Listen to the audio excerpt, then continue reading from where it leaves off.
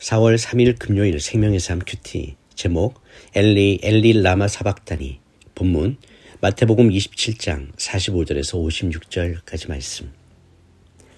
정오부터 오후 3시까지 온 땅이 어둠으로 뒤덮였습니다. 오후 3시쯤 돼 예수께서 큰 소리로 엘리 엘리 라마 사박다니라고 부르짖으셨습니다. 이것은 내 하나님 어째서 나를 버리셨습니까? 라는 뜻입니다. 거기 서 있던 몇 사람들이 이 소리를 듣고 말했습니다. 이 사람이 엘리야를 부르나 보다. 그들 가운데 한 사람이 달려가 해면을 가져다가 신 포도주를 듬뿍 적셔와서는 막대기에 매달아 예수께 마시게 했습니다. 그러나 다른 사람들은 가만두어라. 어디 엘리야가 와서 그를 구해주나 보자라고 말했습니다. 예수께서 다시 크게 외치신 후 숨을 거두셨습니다. 바로 그때 성전 휘장이 위에서 아래까지 두 쪽으로 찢어졌습니다. 땅이 흔들리며 바위가 갈라졌습니다. 무덤들이 열렸고 잠자던 많은 성도들의 몸이 살아났습니다. 그들은 예수께서 부활하신 후에 무덤에서 나와 거룩한 성에 들어가 많은 사람들에게 나타났습니다. 백부장과 그와 함께 예수를 지키고 있던 사람들은 이 지진과 그 모든 사건을 보고 몹시 두려워하며 외쳤습니다. 이분은 참으로 하나님의 아들이셨다. 거기에는 갈릴리에서부터 예수를 섬기면서 따라온 많은 여자들이 멀찍이 서서 지켜보고 있었습니다. 그들 가운데는 막달라 마리아와 야고보와 요셉의 어머니 마리아와 세베대의 아들들의 어머니도 있었습니다. 본문 요약입니다. 제6시부터 온 땅에 어둠이 임하고 제9시쯤 예수님은 하나님이 어찌하여 나를 버리셨나이까 라고 크게 외치신 후 영원히 떠나십니다. 그 순간 성소의 휘장이 위에서 아래로 찢어지고 땅이 진동하며 바위가 터지는 기적이 일어났습니다. 이를 지켜보던 백부장과 군인들은 두려워하며 이는 진실로 하나님의 아들이었도다라고 고백합니다. 멀리서 예수를 섬기며 따라온 많은 여인도 이 모든 과정을 지켜보며 그 곁을 지킵니다. 첫 번째 묵상입니다.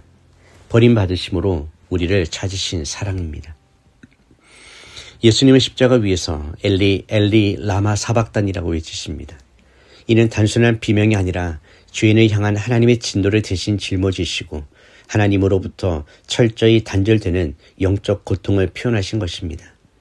가장 친밀했던 아버지로부터 버림받으심으로써 도리어 우리가 하나님께 영원히 받아들여지는 길을 열어주셨습니다.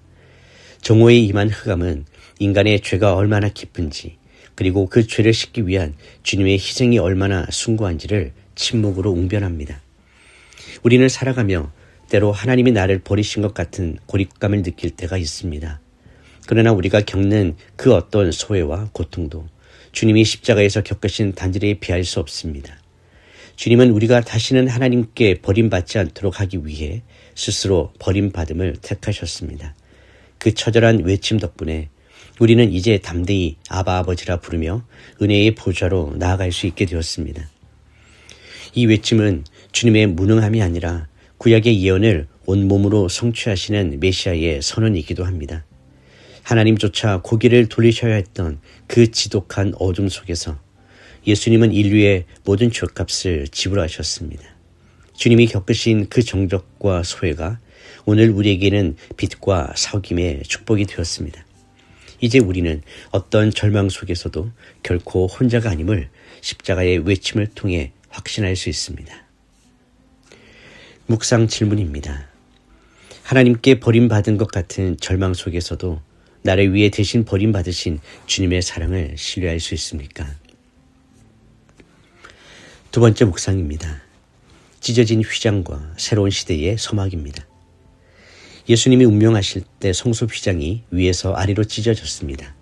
이는 인간의 힘으로 닿을 수 없던 하나님과 우리 사이의 장벽이 주님의 죽음으로 완전히 무너졌음을 의미합니다. 이제는 누구나 예수의 피를 힘입어 하나님께 직접 나아가는 제사장이 되었습니다. 짐승의 피로 겨우 유지되던 제사 제도가 끝나고 단번에 드려진 어린 양의 제사로 영원한 소통의 길이 열린 것입니다. 또한 주님을 처형했던 백부장이 진실로 하나님의 아들이라고 고백한 사건은 십자가의 복음이 유대를 넘어 온 열방으로 퍼져나갈 것을 예고하는 놀라운 전환점입니다.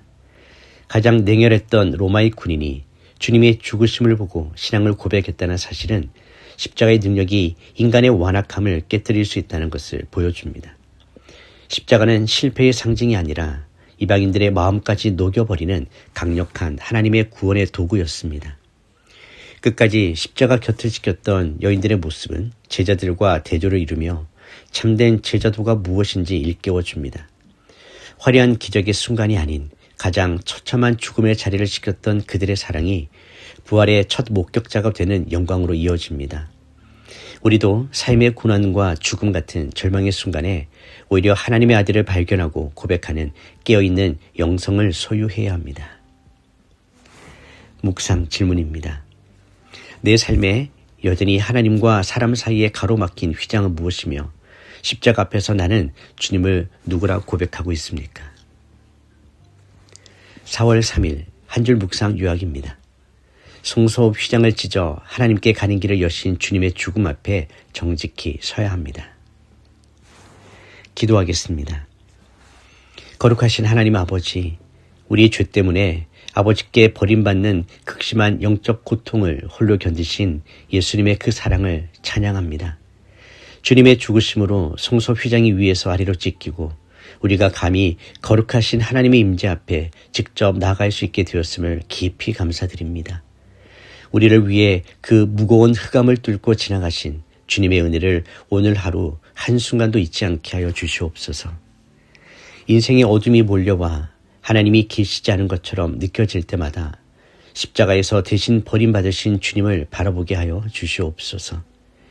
백부장의 고백처럼 우리 입술에서도 진실로 주님은 하나님의 아들이십니다라는 진실한 고백이 터져나오게 하시고 끝까지 십자가 곁을 지킨 여인들처럼 우리 또한 어떤 상황에서도 주님 곁을 떠나지 않는 충성된 제자 되게 하여 주시옵소서.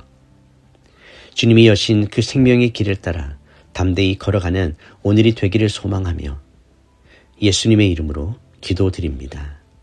아멘.